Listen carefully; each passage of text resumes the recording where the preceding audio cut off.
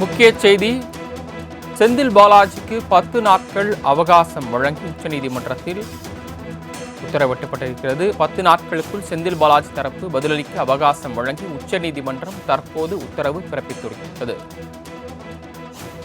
உச்சநீதிமன்றத்தில் விசாரணைக்கு ஒரு அமர்வை அமைப்பது எளிதான காரியம் இல்லை என்று நீதிபதிகள் தெரிவித்துள்ளனர்.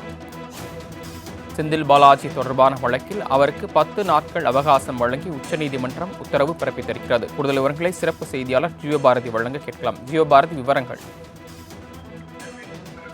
தமிழ்நாட்டுடைய அமைச்சர்கள் ஒருவரான செந்தில் பாலாஜி மீதான அந்த அமலாக்கத்துறை வழக்கில் அவருக்கு அந்த பிணையானது வழங்கப்பட்டிருந்தது. ஜாமீன் தொடர்பான விஷயங்களாமே சரியாக பின்பற்றிட்டு வர்றாரா உள்ளிட்ட பல விஷயங்கள் ஒரு பக்கம் நடந்து வரக்கூடிய நிலையில அவருடைய ஜாமீன் மனுவை ரத்து செய்ய கோரி வித்யாகுமார் என்பவர் உச்சநீதிமன்றத்தில் மனுவை தாக்கல் செய்திருந்தார். அந்த வழக்கு விசாரணையின் போது குறிப்பிட்டு மூத்த வழக்கறிஞர் முகுல் ரோத்தகி அந்த வழக்கில் ஆஜராகியிருந்தார். அதில் குறிப்பிட்டு இந்த வழக்கு தொடர்பாக செந்தில் பாலாஜி 10 நாட்களுக்குள்ளாக தங்களுடைய பதில் மனுவை தாக்கல் செய்ய கோரிய ஒரு மிக முக்கியமான அந்த வழக்கின் நடைமுறையானது நவம்பர் 8, 2024 அந்த காலகட்டத்தில் நடைபெற்றிருந்தது.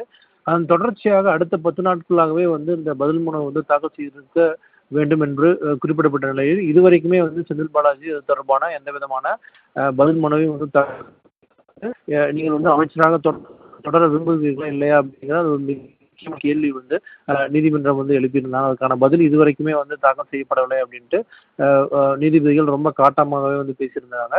அதுலேயும் குறிப்பிட்டு அதற்கு பதிலளிக்கக்கூடிய விதமாக செந்தில் பாலாஜி தரப்பில் ஆஜரான வழக்கறிஞர் இன்னுமே தங்களுக்கு அத்தகைய ஒரு நோட்டீஸ் ஆனது கிடைக்கப்பெறவில்லை என்று பதிலளித்ததற்கு கடுமையான ஒரு எதிர்வினையை நீதிபதிகள் ஆற்றியிருக்காங்க. இன்னும் அடுத்த 10 நாட்களுக்குள்ளாகவே இந்த விஷயங்கள் தொடர்பான தங்களுடைய பதில் மனுவை செந்தில் பாலாஜி தரப்பு உடனடியாக நீதிமன்றத்தில் தாக்கல் செய்ய வேண்டும் அப்படின்ட்டு நீதிபதிகள் இந்த ஜாமீன் மனு தொடர்பான இந்த வழக்கில் ஒரு மிக முக்கியமான ஒரு உத்தரவை பிறப்பிச்சிருக்காங்க.